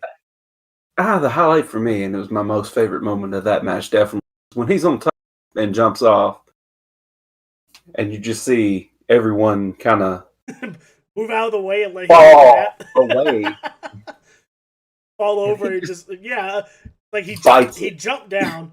And then everybody, like, as soon as he got to where they hit, they all just kind of, like, pins, just fell to the side and just let him take a bump right in the middle of the ring. It's like, whoa, social distance, you guys. Hold on. Never mind. Exactly. Let him fall. That lets you know exactly how little the guys that are in the ring respect you. Coming out there and trying to pretend that you're what they do. You think you could step into the ring like they can.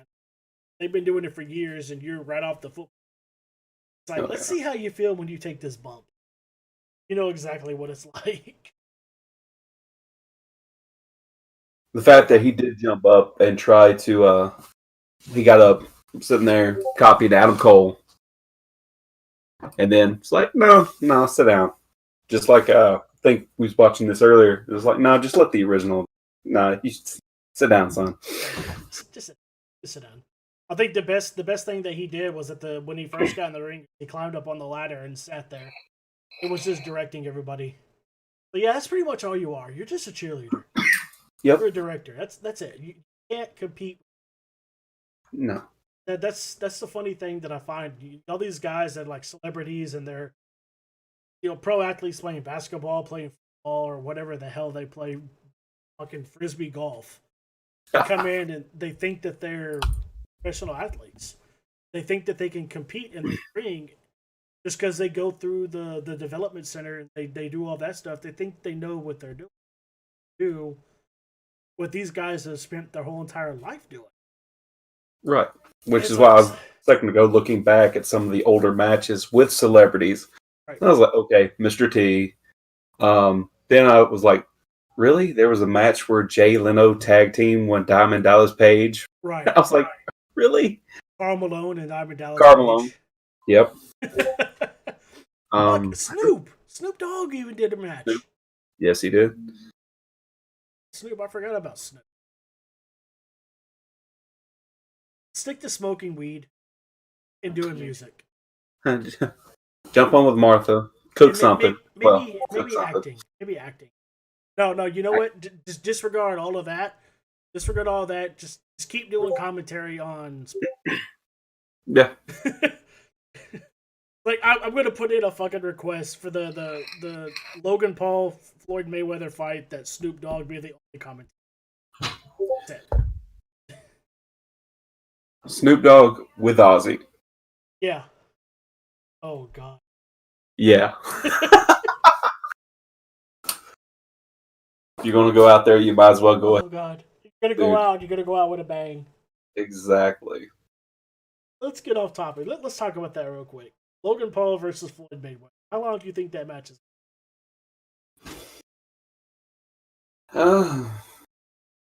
3 things. Logan Paul gets hit. He hits the floor. Mayweather gets paid more. Mayweather's already talking shit on Twitter. Yeah. I mean, I haven't really got to watch any of Logan Paul stuff at all as far as him fighting. Never boxed. Yeah. All I've seen was, I think, one episode of Ridiculousness where he was talking about it. And I'm just like, yeah, no. You got a guy that's never actually boxed a match in his life versus a man that's never lost a match. Puppet thinks that he's going to go 3 rounds. I think he won't last 5. I think he might make it 3 rounds. You say 5. Okay, you say 5 punches. 5 punches, in all reality, it's going to be 20 punches. I don't think he'll last 5 punches. I think Mayweather's going to go out there and and basically. Here comes the question. Faster than a Ronda match? How? I don't know. We're talking about when she got knocked out by. When she got knocked out. Oh yeah, no. It's probably going. Mayweather's going to go out there. He's going to make a point. He's making a point for this fight and everything. I don't think it's going to go past the truck so they can get out. Yeah. They're fixing to head up to Lebanon's on her sister. Okay.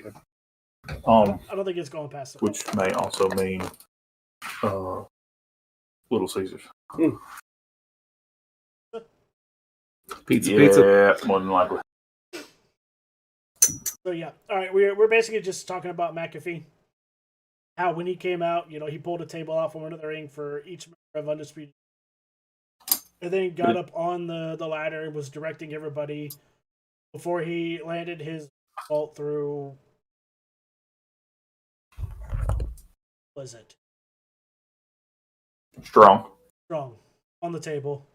And then we also talked about when he decided that he was going to jump from the top of the cage, and everybody just kind of Oh my God. fell to the side and just decided They to all let just McAfee decided to let him go ahead and eat this bump. take that bump. You want to do You what we do? want to Take earn that bump. card today. You are earning that bump card today. You think you can do what we do? Let's see how you feel after that bump. Speaking of which, I just want you to know, I watched the Pat McAfee show today just to see how bad it was. He's got a neck brace on. He can barely sit down. He's pretty sure that he's messed his back up and he's blown out one of his. It was great. Get that man a donut. Yeah, he wanted a donut Little bitch. to sit on. Oh damn! It's like of all things that you want to do, Okay. you want to get into a War Games. Since you're moving the truck, do you just want to go run grab Little Caesars? Okay. Decide to get into the ring. And of all matches, you want to do War Games. Hold on. Yep. Where? Oh, where? Not being able to see shit is not fun. That blue light. Huh? That blue light you get. No, it's the contacts. Well, my hold on. I gotta change some things around here. Stick around. Be right back. I just now got what you sent me in Discord. Yep.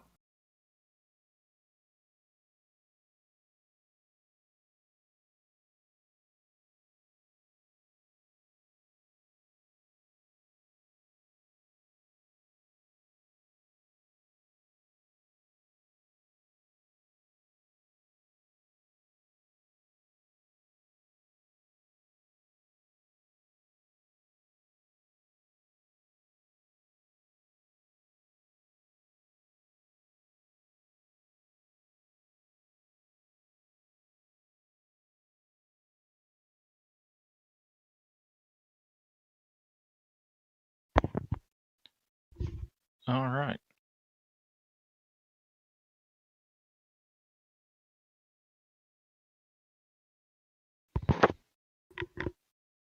See if I can be heard.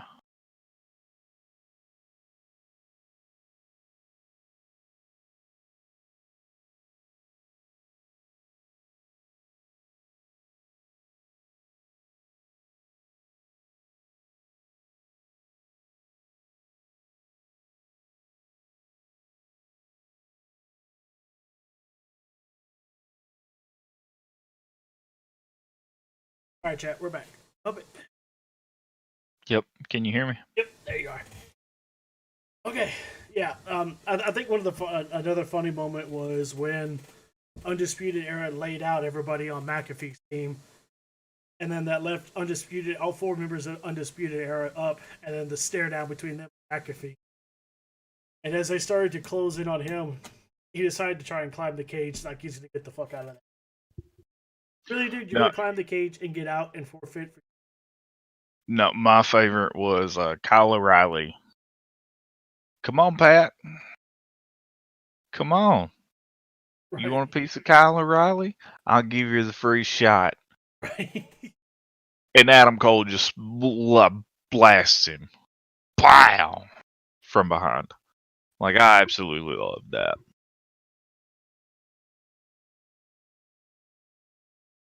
Undisputed Era showed up. Showed up in force. They did. I gave the dud of the match to McAfee. He had no reason being in the ring. I didn't give him dud of the match. Like I said, yeah. Should he be in the wrestling ring? No. He's had 2 matches. One of them against Kyle O'Reilly. One of them against Adam Cole by himself. And he did really good in that match. I'm going to have to go back and rewatch this match from I don't remember why I gave the star of this match to the chair. Oh, I do. Okay, yeah, enlighten me, please, because I don't remember. Bitter end.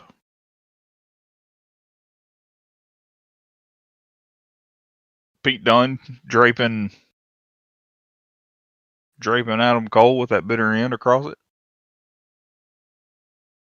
I remember you saying it when it happened. I'm gonna have to go back and rewatch that just so I can relive that. I don't. It must have hit me.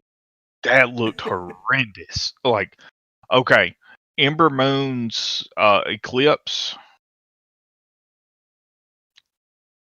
looked nasty, right? Yeah.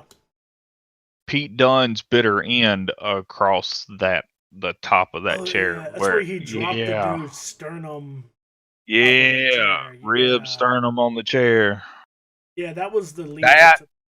That did not look nasty. That looked fucking painful. Yeah, that probably resulted in broke.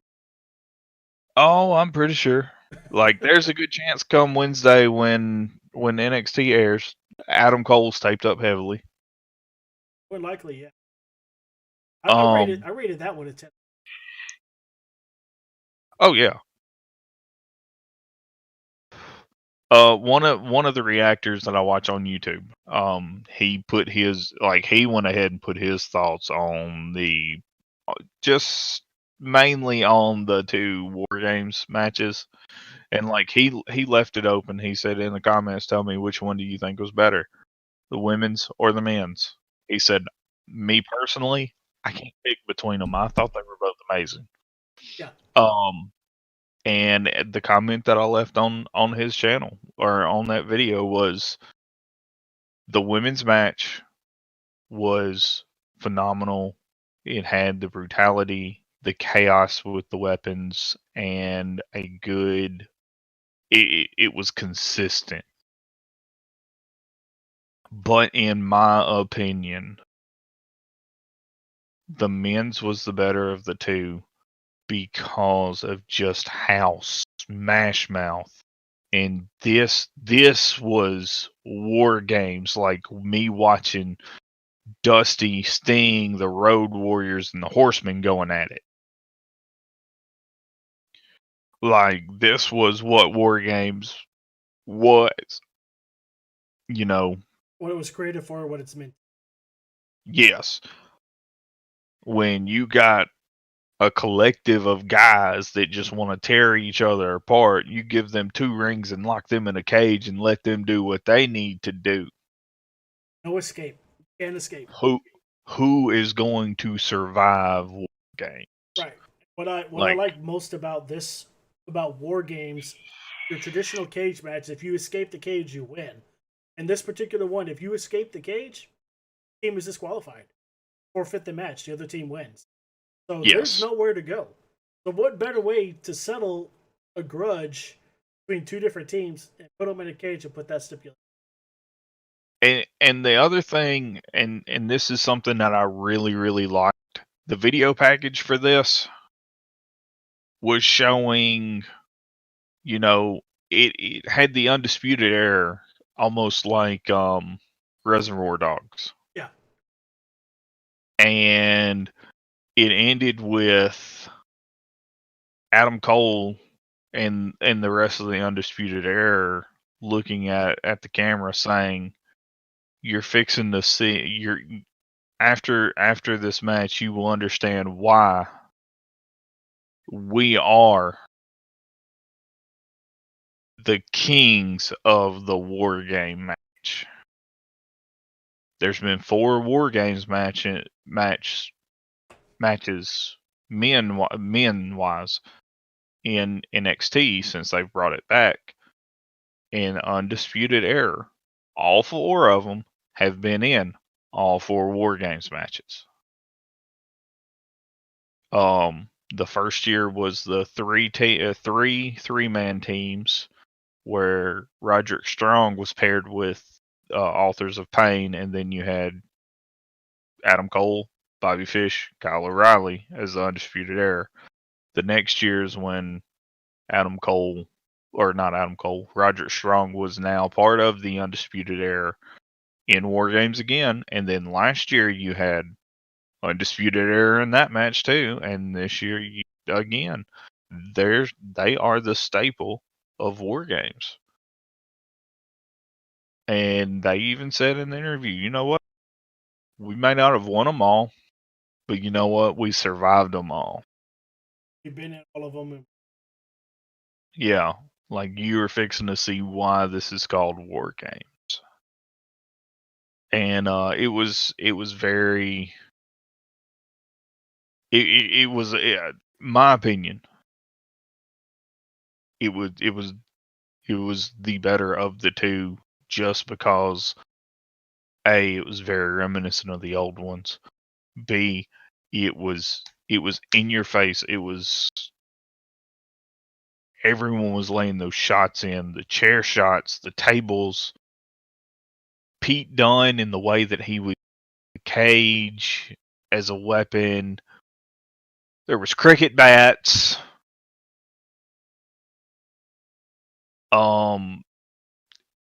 But there was also submissions. There was,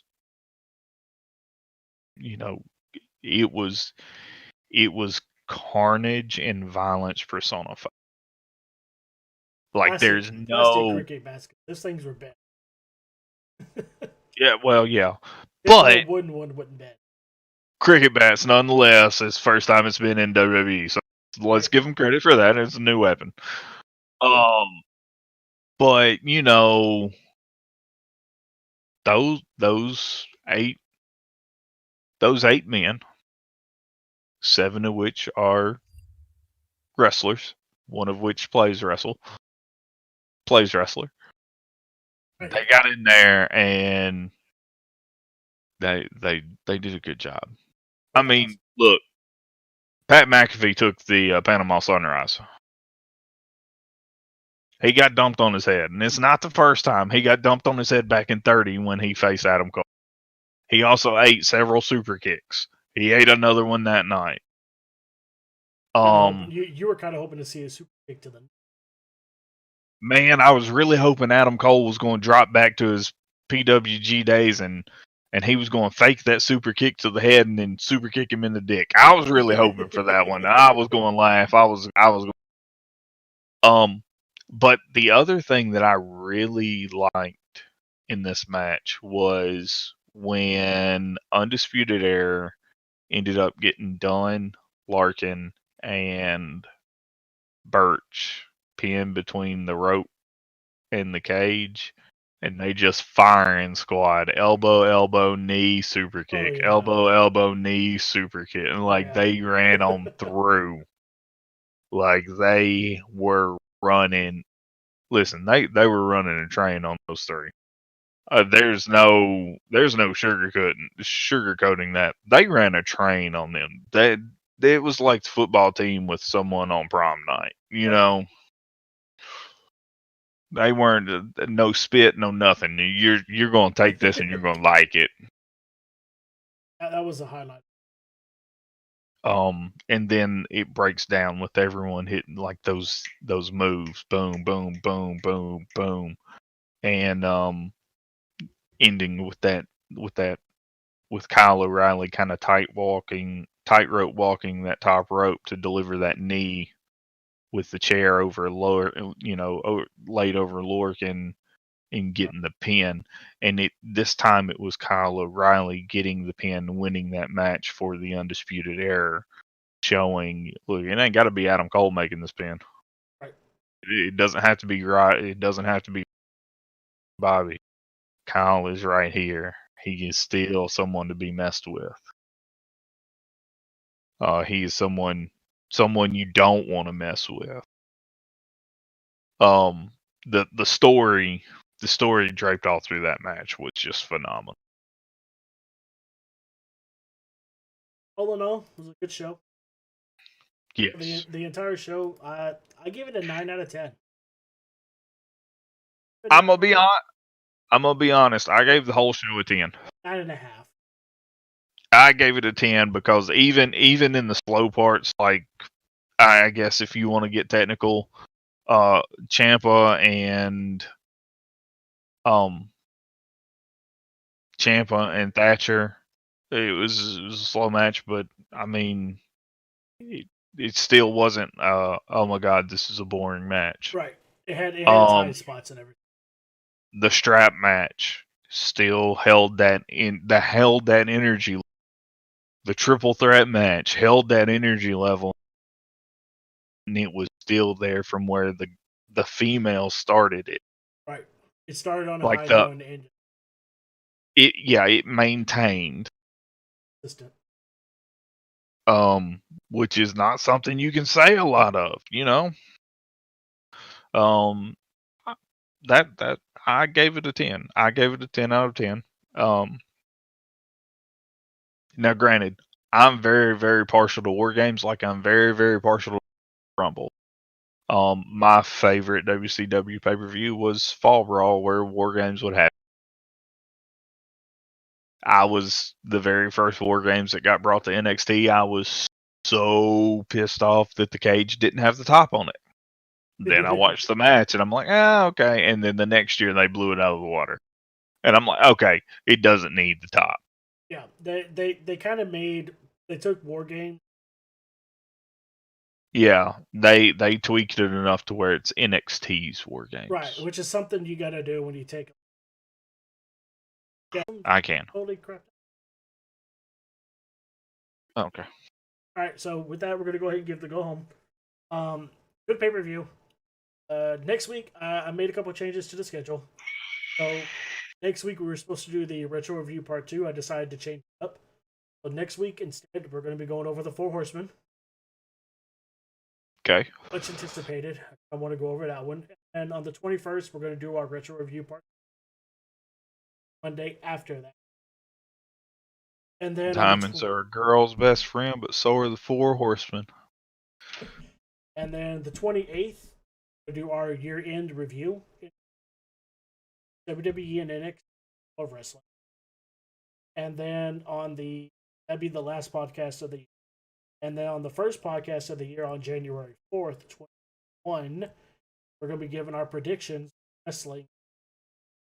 What we expect to happen, what we hope to see, so on and so forth. And I think we're going to save the special guest for after the beginning of the year.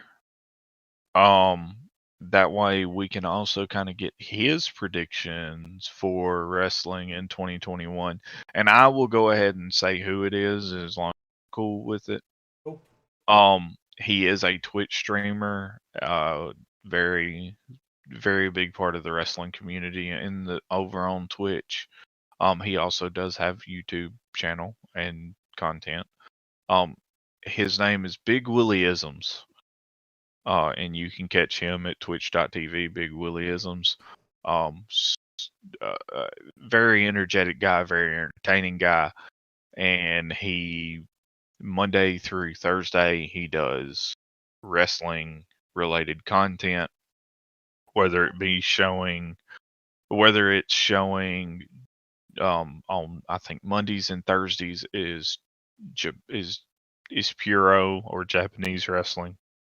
And it's not just newer content. It's also, Masawa, like legendary Japanese matches.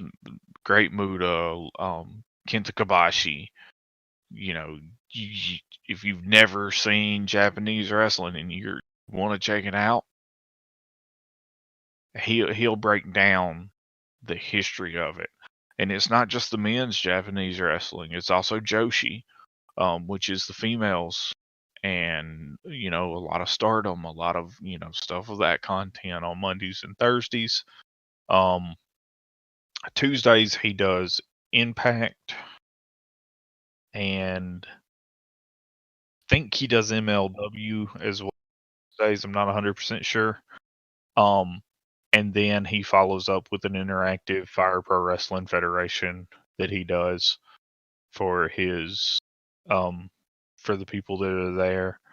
And then Wednesday nights is the second episode of his Fire Pro Wrestling Interactive Federation, and then Thursday is the God,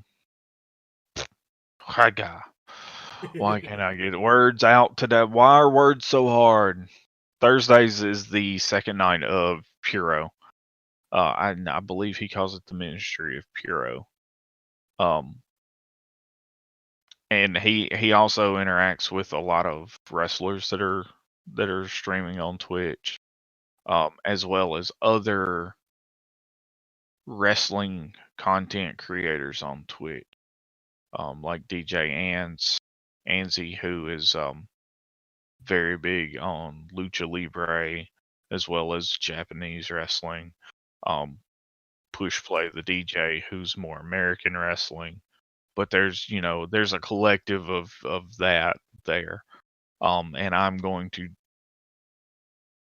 in the coming year, I'm going to try to get arranged to where we can have these different wrestling content creators that stream on Twitch or whatever platform. Doesn't even have to be just Twitch. There's wrestling content creators on YouTube as well that I would love to, get on the show and just talk wrestling with. And then hopefully we'll have everything panned out and ironed out to where we're also doing an audio only version of the show. Be a little different than what you see on YouTube. So we've got a lot of things that we're working on, trying to get get everything, all the details panned out and ironed out on. That way we can get everything rolling in the right direction. But like I said, I want to say I'm going to try to get Willie to be on here after the predictions episode. That way he can also give his prediction, which I'm almost 100% positive his predictions will also include All Japan, Noah, New Japan Pro Wrestling, AEW, stuff of that nature. And also just kind of show love to other wrestling content creators out there, like we're trying to do as well. You show love. You get what you give to people, and I want to make. I'm showing love to everyone in this community. Get what you put into it. Exactly. And we're all in this, because we have a passion for this business or this, this sports entertainment, however you want to classify it. We have a passion for professional wrestling. Take or not. Yeah. Little kid on us. Yep. You don't like it? Well, this ain't the. And that's hey, that's fine. Thank you for stopping by. Thank you for checking it out. Your friends but wrestling. Yeah. Also, at the same time, you want to learn more? Come back. Ask questions and comments. One of us will be answering them. If you're a wrestling fan and you've got a match that you'd like to see us or a topic you'd like to see us cover on the podcast, leave in the comments below. Live. Right now, we're live on Twitch and YouTube. Our YouTube is up. All of our past broadcasts are up there as well, so you can catch our previous. This is. And also, I'm just going to go ahead and include this.